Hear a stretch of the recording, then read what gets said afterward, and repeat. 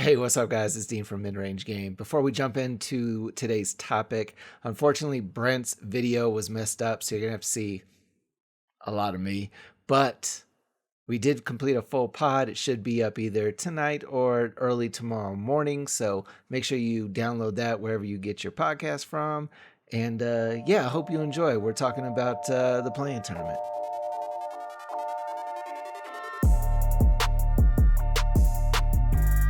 All right, what's up, everyone? Mid-range game.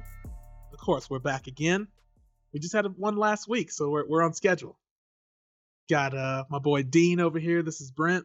Hey, what's up, guys? It's a streak, man. 2 is a streak, right? 2 is a it's streak. Winning streak. I like it. In some places, it's a streak. Oh, not quite a streak in sports yet. 2 in a row. Hey, man. But we're working on it. 3 is a dynasty, right? So one more, man. We're championship. Hey, us actually getting this done is like a championship. Okay, for us, it is a championship. Yeah. All right, we're gonna start off with a couple subjects.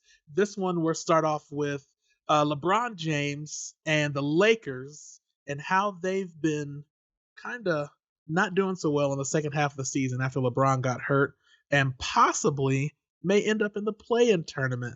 And how LeBron was a little salty about it. What do you think about that, Dean? I equate this situation to being at work, right?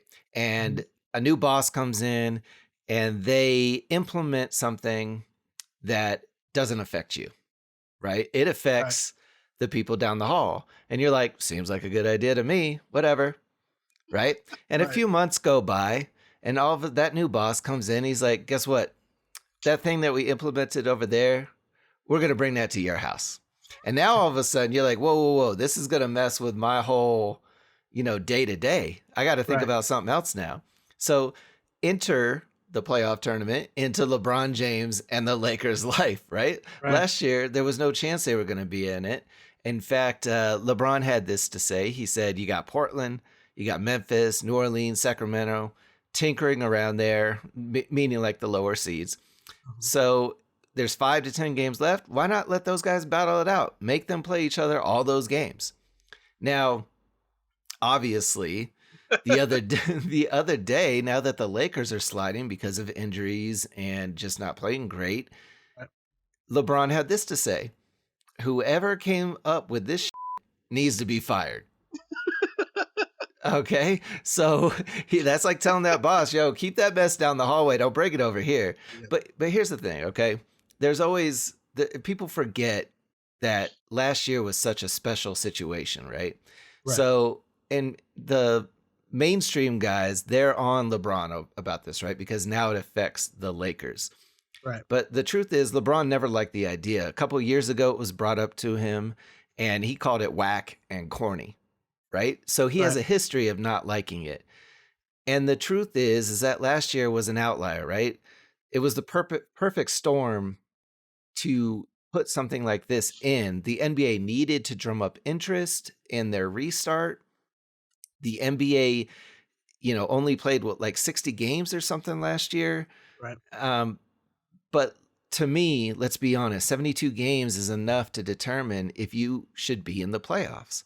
But we live in a time of gimmicks and season 5 of The Masked Singer. So, it's like the Masked Singer. Hey, man, season one was my jam, but I don't know like 90% of the people on this show anymore. So, but anyway, so those in favor think that the play-in tournament keeps teams from tanking. It makes the playoffs more interesting. The purists say don't fix what's not, what isn't broken. And those are both valid, but having 7 through 10 battling it out, likely in most seasons to just get shellacked in the first round, doesn't do anything for me. And by saying that a little bad luck towards the end of the season when you were clearly like a 4 or 5 seed puts you into the 7 seed and possibly out of the playoffs is not a good thing to me. But here's the other side. The NBA could look at this, say LeBron and the Lakers are the 7th seed, but they get their act together, they get healthy, and they go in and they make the Western Conference Finals, or they make the finals, or they win it all again, right? The NBA would love to see that, right? Because they could sit back and be like, see, told y'all it was work. Look, Right. the seventh seed from the play-in tournament won the NBA championship. But the But seventh seed would have been in the playoffs anyway. exactly. But here's how it could backfire. LeBron James, injured, still dealing with the ankle. What if they lose? What if the face of the NBA, who should have, under normal circumstances, still been in the playoffs, what if they lose? Yeah. I guarantee you, if that happens, you won't see this again. So Yeah. it's going to go one or two ways. It's a little different than it was last year. Last year, the play-in tournament in the bubble was an experiment, and you had to be the ninth seed had to be a half game back from the eighth seed in order for a play-in to even happen. So, which is why we had a Western Conference play-in with Memphis and Portland, but the Eastern Conference didn't have one because they weren't a half game back. This year, they've just changed it all together. It's not just a battle for the eighth seed. Now it's the 7 and 8 seed, and they are no matter how many games back, they're doing it. Now it is kind of like a tournament style, even though it's one and done, because the 7 and 8 seed are going to play each other for the seventh spot. The winner of that game gets the seventh spot. The loser of that game will play the winner of the 9-10 game to battle for the eighth spot. I see how other teams that are already in the 7 and 8 spot probably don't like this play-in tournament because they made the playoffs in traditional standards. Teams like Washington right now is in the 10th seed in the East, and they started off horrible in the season, and now Russ has got his stride, and him and Beal, and they are scorching hot. So this is what the NBA wants: is a team like Washington at the 10 seed to actually fight their way and get into the playoffs and beat these other teams that are at the 7 and 8, which means they're hoping that the better team ends up. But one and done, you never know. So we could have an exciting race in the East where, the Washington Wizards are just scraping, coming back up.